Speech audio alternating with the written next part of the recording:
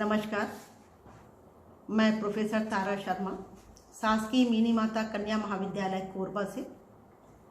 मैं MA 4th semester के प्रथम प्रश्न पत्र की पंचम इकाई के पुस्तकीय एवं क्षेत्र आधारित परिप्रेक्ष्यों का समन्वय, synthesis of textual and field views पर अपना व्याख्यान प्रस्तुत करूँगी। भारतीय समाज का एक लंबा एवं गौरवशाली इतिहास रहा है। यदि हम भारतीय समाज के इतिहास पर दृष्टि डालें तो विभिन्न युग भांति भांति की झलकियाँ हमें दिखलाती हैं। वैदिक काल में भारतीय समाज का जो रूप था वह आज के भारतीय समाज से पृथक था। वैदिक काल में धर्म की प्रधानता थी तथा वर्ण व्यवस्था का प्रचलन था। वैदिक काल में आधुनिक युग तक भारतीय समाज अनेक अवस्थाओं से होकर गुजरा है। इसमें विभिन्न प्रकार के परिवर्तन भी होते रहे हैं। पश्चिमी संस्कृति के प्रभाव के कारण भारतीय सामाजिक संगठन में अनेक परिवर्तन परिलक्षित हुए हैं। अनेक प्रजातियों के आगमन से भारतीय समाज में अनेक भाषाएं एवं संस्कृतियां विकसित होती रहीं और इसी का ही परिणाम है कि आज विविधता में एकता भारतीय समाज एवं संस्कृति की प्रमुख विशेषता रही है। यद्यपि भारतीय संस्कृति इन प्रभावों के द्वारा परिवर्तित अवश्य होती रही, परंतु अन्य संस्कृतियों के भांति इसका पतन नहीं हुआ। इसीलिए भारतीय समाज एवं संस्कृति अत्यंत प्राचीन रही है। भारतीय समाज का अध्ययन दो दृष्टिकोण से किया जाता है। एक है शास्त्रीय दृष्टिकोण, दूसरा क्षेत्र आधारित दृष्टिकोण। इन दोनों दृष्टिकोण के द्वारा भारतीय समाज को समझने तथा उसका चित्रण प्रस्तुत करने का प्रयास विभिन्न समाजशास्त्रियों तथा दर्शन शास्त्रियों के द्वारा समय समय पर किया गया है। दोनों ही दृष्टिकोण के अपनी जगह अलग अलग महत्व है। ये दोनों पृथक होने के बावजूद एक दूसरे से परस्पर अंतर संबंधित रहे हैं। आइए अब हम चर्चा करते हैं क्लासिकल व्यूज शास्त्रीय दृष्टिकोण के संबंध में। किसी भी समाज के अध्ययन के दो प्रमुख स्रोत होते हैं, प्राथमिक स्रोत तथा द्वितीयक स्रोत। यदि कोई भी समाजशास्त्री या दार्शनिक भारत जैसे प्राचीन समाज एवं संस्कृति का अध्ययन करना चाहते हैं तो उन्हें द्वितीयक स्रोत का ही चयन करना होगा।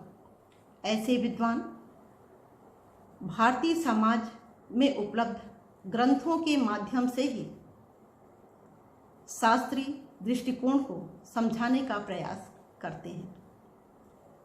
ये द्वितीयक स्रोतों को प्राथमिकता देते हैं तथा उनका दृष्टिकोण शास्त्रीय तथा पुस्तकीय दृष्टिकोण के रूप में जाना जाता है।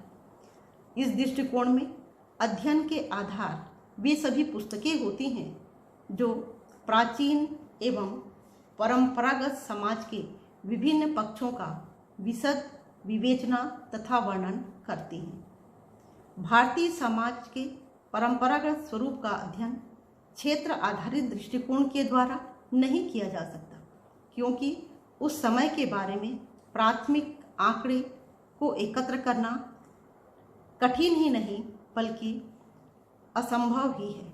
इसके लिए एक ही रास्ता बचता है और वह है उपलब्ध ग्रंथों की सहायता से भारतीय समाज का चित्रण प्रस्तुत करना।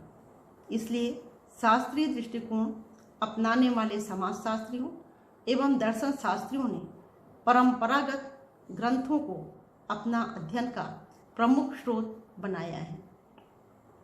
भारतीय समाज के बारे में उपलब्ध सामाजिक ग्रंथों में भारतीय समाज के विभिन्न पक्ष जैसे वर्ण, आश्रम, संयुक्त परिवार, विवाह, संस्कार, कर्म, पुनर्जन्म, यज्ञ, ऋण, पंचायतें एवं वैदिक काल में प्रचलित मान्यताएं एवं प्रथाओं का वृहद विवेचन किया गया है।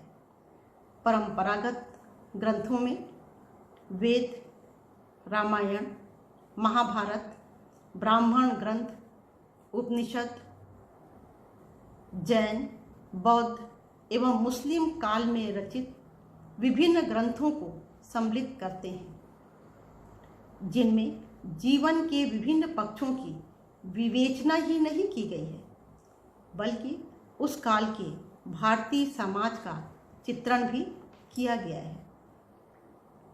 भारतीय समाज के अध्ययन का शास्त्रीय दृष्टिकोण भारतीय समाज के अतीत को समझने में हमारी सहायता करता है। यह समाज में एक ऐसा आदर्श प्रस्तुत करता है जिसकी कामना आज सभी व्यक्ति करते हैं। यद्यपि इन ग्रंथों में वर्णित अधिकांश बातें धार्मिक हैं तथा आज इसकी विश्वसनीयता पर अनेक विद्वान चुनौती दे रहे हैं, फिर भी भारतीय समाज के इन ग्रंथों का भारतीय समाज को समझने में अत्यंत ही महत्वपूर्ण स्थान रहा है। वास्तव में वैदिक काल में भारतीय समाज में धर्म की प्रधानता थी।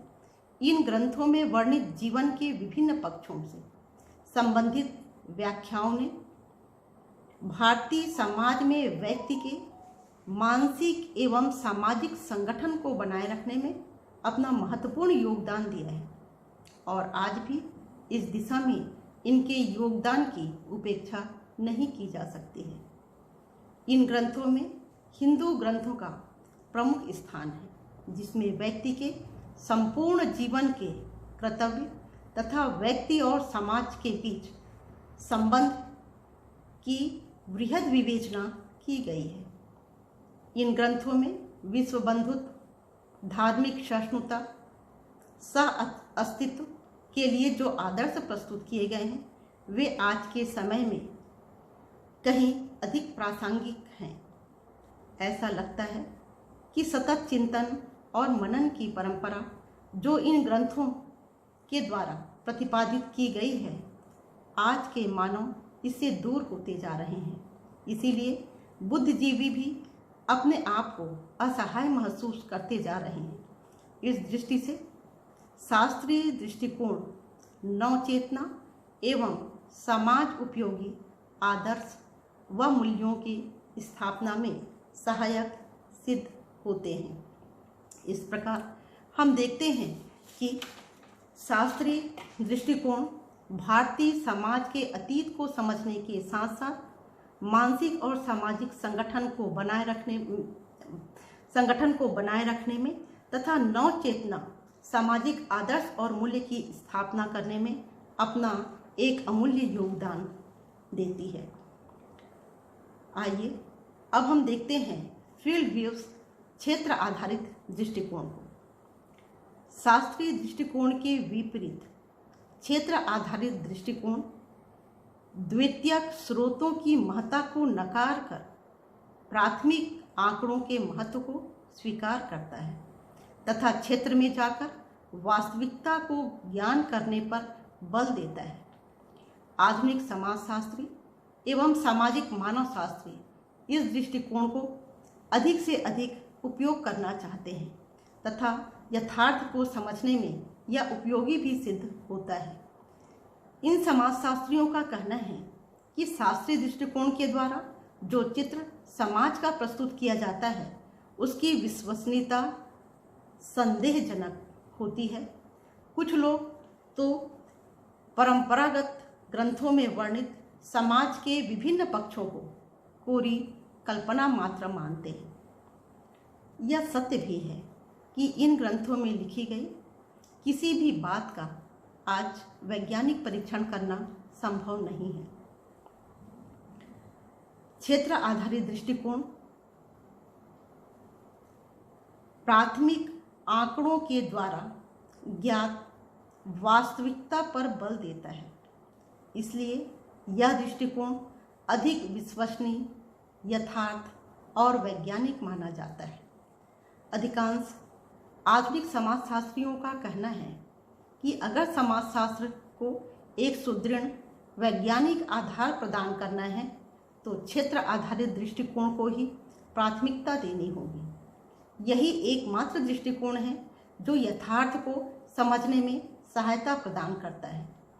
वस्तुनिष्ठ रूप से ग्रामीण समाज के जो अध्ययन किए गए हैं तथा ऐसे अध्ययनों से जो तथ्य सामने आए हैं वो भारतीय समाज का एक ऐसा चित्र प्रस्तुत करते हैं जो शास्त्रीय दृष्टिकोण के द्वारा प्रस्तुत चित्र से पूर्णतः भिन्न है। आज जो वास्तविकता है उसकी प्रामाणिकता की जांच तो बार बार की जा सकती है, परंतु ग्रंथों में लिखी हुई बातों की विश्वसनीयता की जांच करने का कोई भी उपलब्ध साधन अभी नहीं है।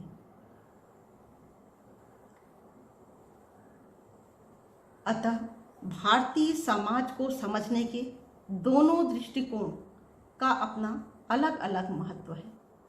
भारत जैसे अत्यंत प्राचीन समाज को समझने हेतु इन दोनों में से किसी एक की उपेक्षा नहीं की जा सकती है। अतः दोनों ही दृष्टिकोण हमारे लिए अत्यंत ही महत्वपूर्ण है। यद्यपि भारतीय समाज को समझने के शास्त्रीय एवं क्षेत्र आधारित दृष्टिकोण एक दूसरे से भिन्न है तथा भिन्न प्रकार के स्रोतों, तथ्यों तथा आंकड़ा के महत्व को स्वीकार करते हैं, तथापि ये दोनों दृष्टिकोण परस्पर संबंधित भी हैं। शास्त्रीय दृष्टिकोण हमारे सामने एक आदर्श समाज का चित्र प्रस्तुत करता है तथा आज के समाज को एक आदर्श समाज की तुलना से देखने को विवश करता है। भारत जैसे हजारों वर्ष पुराने समाज का अध्ययन केवल क्षेत्र आधारित नहीं हो सकता।